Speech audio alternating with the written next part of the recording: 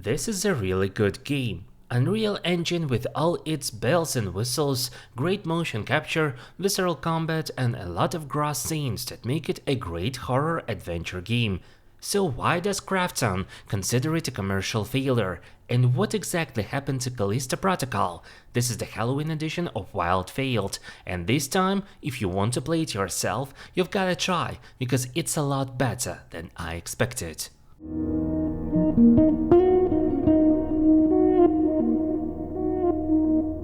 2019, Glenn Schofield, one of the famous game dev leads, notable for his work on Dead Space and other successful projects, pitches the idea of a single-player game to Krafton, one of the bigger game publishers in the world. The idea was initially to somehow make a single-player game in PUBG universe. For those who do not know, PUBG is the multiplayer battle royale game where you need to survive on the map with other players by fighting them with the weapons you find along the way. Truth be told, I was surprised by this news, as I never even considered PUBG rich enough with lore or some background to give us a single-player game. But eventually, the PUBG Association was forgotten by 2022, when Schofield announced the upcoming game to have its own story, its own space setting, and its own horror-driven gameplay. Having the team previously working on Dead Space and projects from Sledgehammer Studios, the media have started speculating that the upcoming project is going to be a follow-up to the Dead Space,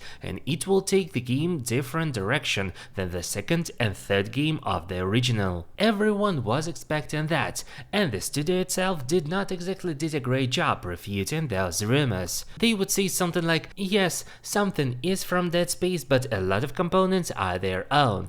Still, what everyone was expecting, including myself, is a new and improved version of Dead Space, because that's what we all wanted, despite actually having any real proof that we'll get it. The launch was quite far from perfect. Both the console and PC versions at launch suffered from stutters, frame rate drops, and a lot of other technical difficulties, making the game sometimes unplayable, especially for those with more modest machines. Let's remind that the game was even released on PS4 and Xbox One for reference. And let me tell you, even in 2024, 2 years after the release, the game sometimes gives a slideshow instead of a proper animation, especially in the most intense combat encounters. My machine supports DLSS and was capable of running the game on Ultra preset, but let me tell you, the visual differences are not that noticeable, and those minor stutters seem to exist even on the lowest settings.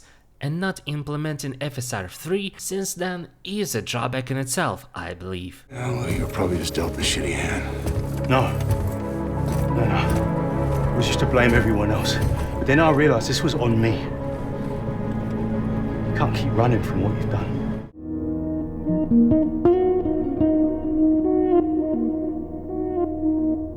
I was more than surprised reading about Callisto Protocol being made in Unreal Engine 4, because it definitely looked like the latest 5th version, with its ultra-realistic lighting and shadows, with a lot of immersive and actually live scenes, and levels that were full of details and various peculiarities, making almost every level and stage a great pleasure to explore and traverse. Despite the game being highly dark, full of shadows and night environments, it tries its very best to be diverse enough to never be boring to eyes, while providing a clear illustration to the game's plot and showing that the stages of the game were not limited by the traditional space station-like environments. They start in prison cells, true, and highly remind of Dead Space's beginning stages, but they soon change to slums, to highly industrial engine rooms and warehouses, to open snowy deserts of the planet we appear on, to even the older version of the Callisto mines that seem to have even more narrative behind them. I can really tell that a lot of attention, passion and dedication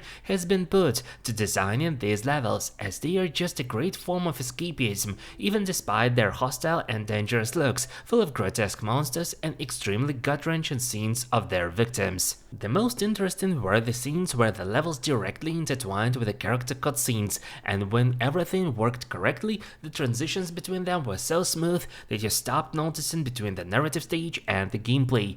Too bad that all these really unique and beautiful visuals were spoiled by the technical problems that the game had at launch. The motion capture that featured real actors, the designs of their suits, the design of weapons and consumable items all worked towards the immersion to the story that was planned as a classic space horror story, but I cannot really say that it worked best story-wise. We'll return to the plot a little further, but let's summarize that if you like to have a dark, immersive space thriller adventure, your eyes will be more than pleased. Still, having completed the main game without DLC, I am more than positive that the main cause of the commercial failure was not the technical side, and especially not the graphics.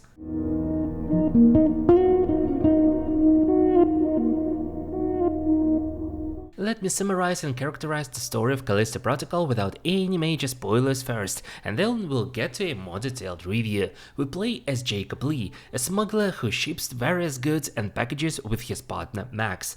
During the beginning section, we crash on the planet Callisto, more precisely near the Black Iron prison, and instead of figuring out who is who and what is what, Jacob becomes imprisoned in Black Iron. But he does not serve his sentence in peace and quiet, as unknown force starts turning the prison guards and prisoners to monsters that attack everyone they see. So it's up to Jacob to figure out what happened and survive the unknown dangers of Black Iron. That's the short version of the story without any major spoilers, and let me tell you that it is sufficient enough for an action game where we would have to fight more than seeing the story unfolding or uncovering some lore stuff. In short, we do a lot less fighting than expected and a lot more watching movies and walking the levels. Now to the spoilers, so if you want to experience the game for yourself, it's time you do, and return back for discussion in the comments.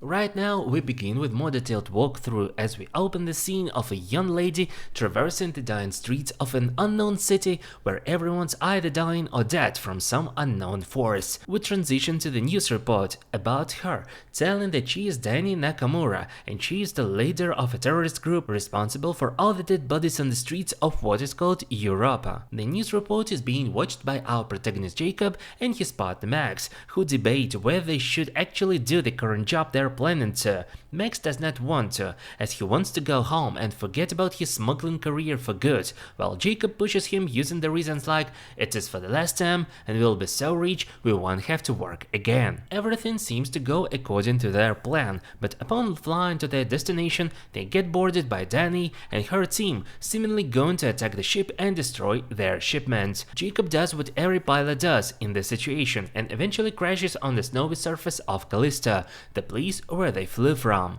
In other words, they were going to deliver something from Callisto, but instead crashed, a great characteristic of their professionalism. Upon waking from the crash, we see that Max is dead in the most painful forms, leaving us to wonder, why don't spaceships have the airbags? The local border control detects us and finds Dani, but instead of punishing her and letting us go to deliver the same package on another ship, we both get imprisoned, because logic that I don't understand. No, I'm just a cargo pilot. I was attacked by the outer wing, by her. She crashed my ship and she killed my first officer. I don't care. Warden's orders. Jacob does not understand this logic either and becomes incarcerated for nothing, without any chicks for free. But his predicament becomes a lot more manageable because the Black Iron, the space colony prison he is in, has some sort of an outbreak, making the prisoners and the prison guards so aggressive they cannot sit in their cells properly. We get a combat tutorial which will explain how we're going to fight 99% of enemies of the game.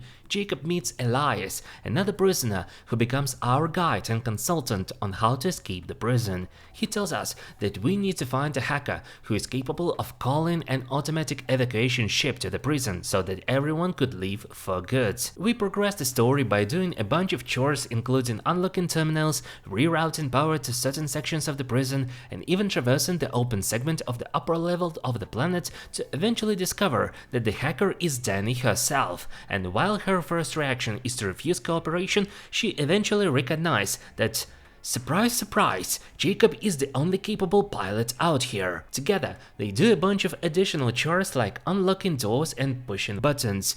ready to call the evacuation ship, but instead of immediately running for hangar and flying away, Danny wants to inspect Jacob's crushed ship for any signs of materials that caused the mutations in the prison. Having found none, they go to the hangar only to see their evacuation ship destroyed by the prison warden, telling both that nobody escapes the prison. Having less options to do, the pair decides to attack the warden, and while looking for him, they find a great lab and research area dedicated to developing the mutagen, turning people to monsters. Turns out that the mutagen comes from the space dinosaur that was characterized by its regenerative abilities. Warden decided to use this knowledge and create the whole prison around this research, and use the prisoners as test subjects, aiming to create a new version of Space Ubermensch. But we don't get this information for free, and the story needs somehow to progress, so let's reintroduce the beginning level god who arrested us as a successfully mutated idiot who infects Danny and beats the living shit out of Jacob, only for him to be imprisoned in his cell once again. And once again Jacob wakes up in his cell, but this time he is accompanied by the guidance of Dr. Muller, the head researcher of the mutagen. She tells that Danny is in her lab and we're gonna to do another set of opening doors to reach her. Meanwhile, Muller tells us the same old cliche that the warden is a member of a religious cult fixated on making humanity great again through mutation. Moreover, Jacob further realizes that Europa was affected by warden specifically to test the mutagen, and it was Jacob's ship who delivered the mutagen there. As of Danny, to cure her, we need to gather the DNA of an infected monster, which we do after the final battle with the god. Sadly, it turns out that the warden is a hologram, and all we have to do is to cure Danny and eject her out of the station with the only escape pod that is there. It is implied that Jacob, led by his sense of guilt and responsibility, remains on the station that will self-destruct by the warden's final order. Or now. Jacob, there might be a way out after all. Reactor core temporary safeties activated. But I'm going to need your help.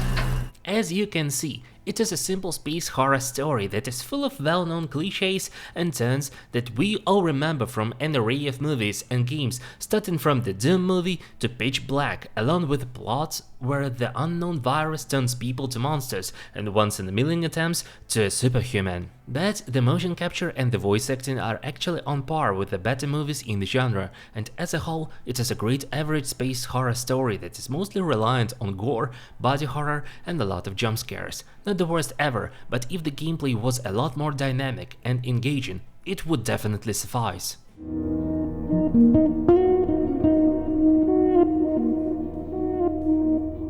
While a lot of people, myself included, expected a bigger and better version of Dead Space with a new creative approach to the action gameplay, where the gross monsters would not only be scary but would also be killable. Instead, we've got an adventure game where walking, talking and listening, watching the great graphics and professionally made cutscenes creates the core. Among the associations, I've got the vibes from the action adventure games like Hellblade and Plague Tale, where walking, talking and exploring is a lot more frequent, while the combat encounters are either simplified or replaced with a more appropriate mechanic. However, while Amicia from Plague Tale is great at stealth and throwing torches, Senua is great with puzzles and commanding her bipolar disorder, Jacob is mostly great at swinging the stun baton in two directions with occasional use of firearms. The combat of Callisto Protocol requires us to dodge the incoming attacks by tilting the left stick of the controller and hitting the enemies afterwards. The core idea behind this is very interesting and creates quite a lot of engaging encounters, where you can actually feel the dodges and swings of the melee weapons. I have to admit that both the animations, the melee responses, and the sound designs for the melee attacks is close to awesome. Too bad that it becomes repetitive really quickly and you become bored by the combat and try to change the attacks somehow by either using firearms, the capacity of which is limited, and the majority of the game you're stuck with the starting pistol. We can also sneak on certain enemies and use the everlasting shift that never becomes dull or breaks and works perfectly on the enemies when defeated from behind. There are levels by the final third of the game where your enemies are blind but very aware of the sounds, so such sneaking becomes becomes your only effective option of completing the levels, otherwise you become overwhelmed really quickly. Speaking of enemies, their variety leaves a lot to be desired. There are regular infected enemies, the abyss infected who are a bit harder to defeat, the alien-like headcrabs that can be defeated only with QTEs, the aforementioned death monsters, and a couple of mini-bosses that are basically the same chunky two-body monster who is easy to defeat once you know how. There is a final boss that is also simple to beat if you've ever played in a video game, and that's it. In one of the latest interviews, Scofield stated that Krafton rushed the development and demanded the game to be released as soon as possible, which explains why they cut a number of enemies and bosses. But I would rather have the studio prioritize having all the monsters and bosses in the game first, and all the graphical and cinematics details afterwards, because if we believe these words, they would explain why certain levels feel emptier than others, and why the whole sections can be just walked through without any combat. The sound is the best aspect of the game, very immersive and atmospheric, making the aforementioned empty halls of levels a lot livelier and sometimes scarier than they actually are. And a word of caution, if you are going to play it on Epic Games, make sure to disable the achievement pop-ups and notifications, because they make certain moments in Callisto Protocol a complete comedy sometimes.